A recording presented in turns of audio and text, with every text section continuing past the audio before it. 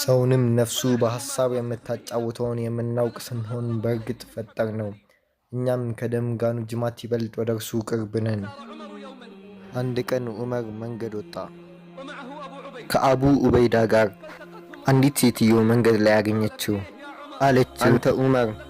በእርግጥ ዑመይር ተብለህ ትጠራ ነበር።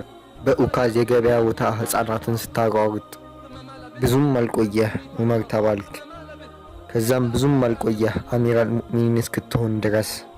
አላህን ፍራ ያ ዑመር። እወቅ አላህ በኃላፊነትህ እንደሚጠይቅህ እንዴት እንደተወጣኸው። ዑመር አምርረው አለቀሱ። አቡ ዑበይዳ ሴትዮዋን ወቀሷት ዑመርን ስላስጨነቀቻቸው። ዑመር አለው፣ ተዋት ያ አባ ዑበይዳ፣ ይህች እኮ አላህ ከ7 ሰማያት በላይ ንግግሯን የሰማላት ሴት ነች። ለዑመር አላህ ይውደድለት በዚህ መልኩ ንግግሯን ያዳምጣል።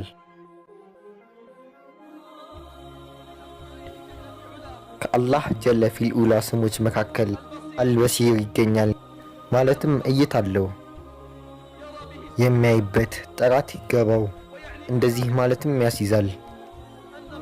እሱ የነገሮችን ሁሉ ተመልካችነት ባለቤት ነው። ከውስጥ አዋቂነት ጋር ሁሉን ነገር ይመለከታል። ተለቀም አነሰም መሬት በታች ያለውን ይመለከታል። ከሰማይ በላይ ያለውን፣ ከስምጥ ባህሮች ውስጥ ያለውን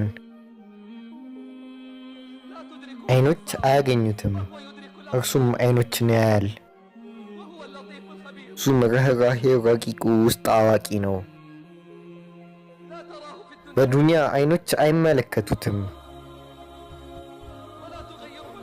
ጊዜና ዓመቶች አይለውጡትም። ሰማይ ላይ ያለው አይጠፋውም፣ በምድር ላይ ያለውም ተራራም ቢሆን ከስሩ ባለው መሬት፣ ባህርም ከስምጠቱ ባለው። አላህ የአይኖችን ክዳት ያውቃል፣ ልቦችም የሚደብቁትን ሁሉ። አንድ ቀን ሌሊት ዑመር ይሰማል። አንዲት አሮጊት ለልጇ ወተቱ ላይ ውሃ ጨምሪበት። ልጅቷ አለች፣ አያቴ አላወቅሽም እንዴ አሚራል ሙእሚኒን ዑመር ወተት ላይ ውሃ መጨመርን ከልክሏል። አሮጊቷም አለች፣ ከግድ የለሽነት የተነሳ ዑመር የት አለ የሚያየን? ሙእሚኗም አለች በአላህ እይታ እርግጠኛ ሆና፣ ዑመር እያየን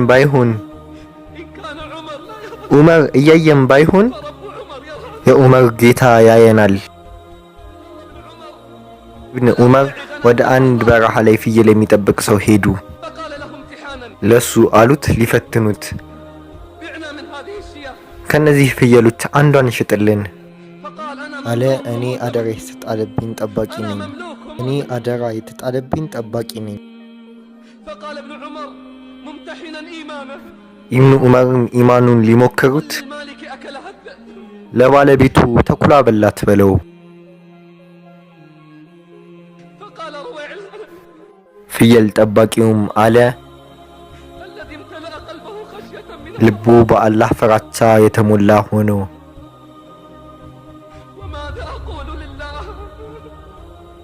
ለአላህስ ምን እለዋለሁ? ለአላህ ምን እላለሁ? ለባለቤቱ ተኩላ በላት ብለው ለአላህስ ምን እላለሁ? ምን እላለሁ? አካላቶቼ የሰራውትን ስራ ሲናገሩ።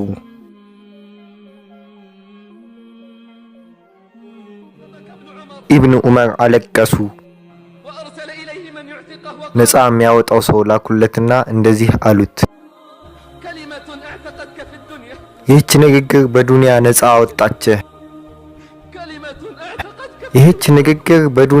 አወጣችህ።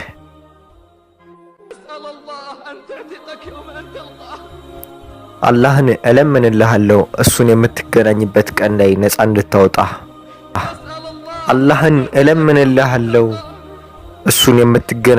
ቀን ላይ ነፃ እንድታወጣ።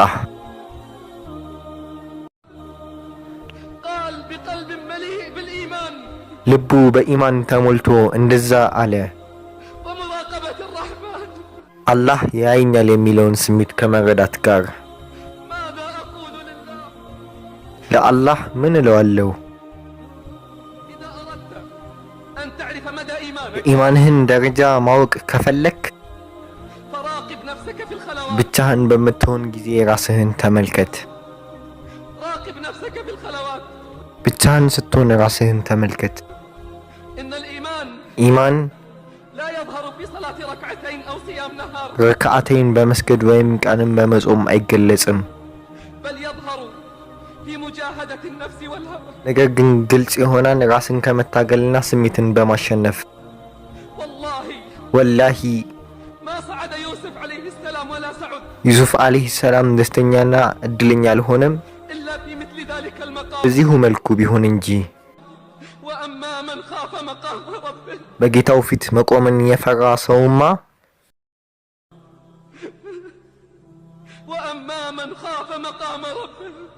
በጌታው ፊት መቆምን የፈራ ሰውማ ነፍሱንም ከዝንባሌዋ የከለከለ ገነት እርሷ በእርግጥ መኖሪያው ናት። ከሰባቱ አላህ በአርሽ ጥላ ስር ከሚያስጠላቸው ከሆኑት ከእርሱ ጥላ ውጭ ሌላ በሌለበት ሰውየው ብቻውን ሆኖ አላህን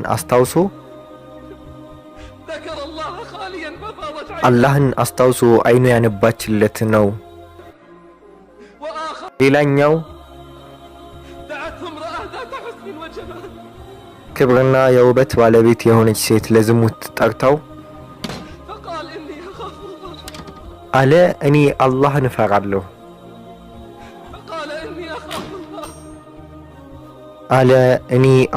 እፈራለሁ ኦፍ ይሄ ወንጀል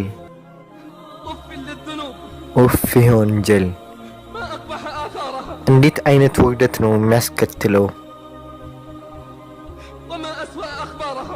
እንዴት የከፋ ነው ዋሬውስ?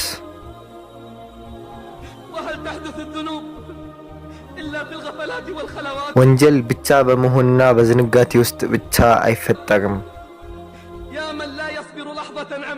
ዋ አንተ ብቻህን ስትሆን ስሜትህን መቆጣጠር ያቃተህ ንገረኝ እስቲ ማነህ? ምንድነው እውቀትህ? ምን ያህል ነው ደረጃህ ከፍ የሚለው? በአላህ ይሁንብህ ጀግና ማን እንደሆነ ታውቃለህ? ጀግናው ወላህ ከሚወደው ሐራም ጋር ብቻውን በሚሆን ጊዜ ያንን ነገር ለመፈጸም እየቻለ አላህን አስታወሰና አሰበ። አላህ እንደሚያየው አወቀ። እውነታውን ተመለከተ። ከጌታው አፈረ። እሱ እያየው እንዴት ያምፀው?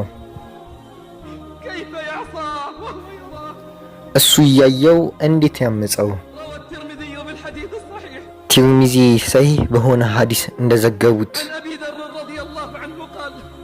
አቢ ዘር ረዲየላሁ ዐንሁ አሉ ረሱል ሰለላሁ ዐለይሂ ወሰለም አነበቡ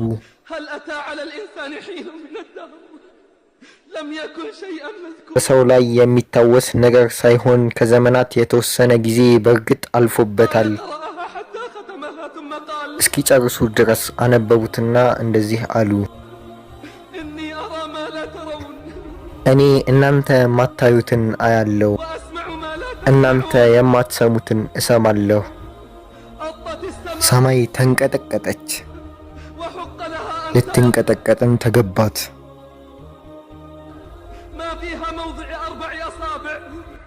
በሷ ላይ 4 ጣት የማሳረፊያ ቦታ ያክል የለም። መልአክ ሱጁድ ያደረጉ ቢሆኑ እንጂ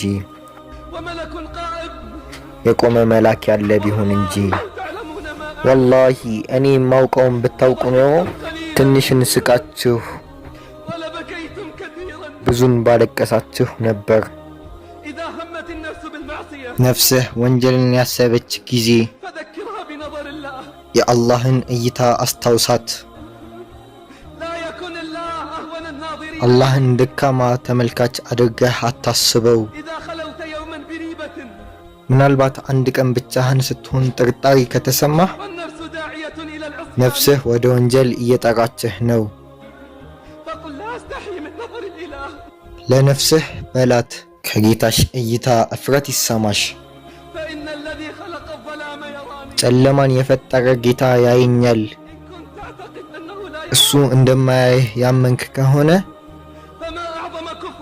ምንኛ ትልቅ ነው ክህደትህ።